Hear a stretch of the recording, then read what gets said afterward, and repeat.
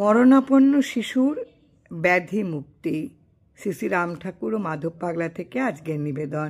রথযাত্রার দিন গোবিন্দের পুজোর এবং ভোগের বিশেষ ব্যবস্থা হয়। মাধব পাগলা ভাবস্থ হইয়া পূজা করিতেছেন এবং পূজা প্রায় শেষ হইয়া আসিতেছে। মাধব পাগলার পূজার বিশেষ নিয়ম ছিল যে তাহার পূজার সময় সাধুমা ছাড়া অন্য কেহ মন্দিরে প্রবেশ করিতে পারিবে না। উপরোক্ত পুজোর দিন এক মারোয়ারি মহিলা গোবিন্দের জন্য কিছু ফল মিষ্টি হাতে লইয়া মন্দিরে প্রবেশ করিল এবং বিশেষ কাকুতি মিনতি করিয়া মাধব পাগলাকে বলিতে লাগিল, বাবা, আমার বাচ্চাটি বোধহয় আর বাঁচবে না। আজ 3 মাস যাবৎ অসুখে ভুগছে। ডাক্তার কবিরাজ দ্বারা অনেক চিকিৎসা করানো হয়েছে, কিন্তু কোনো ফল হয় না। আমি সাধুমাকে বলায় তিনি বললেন, মাধব পাগলা দয়া করলে তোমার বাচ্চা বাঁচবে, তুমি দয়া করো। এই বলিয়া কাঁদিতে লাগিল। মাধব পাগলা বিমূঢ় হইয়া ভাবিতে লাগিলেন, আমি এ বিষয়ে কি করিতে পারি?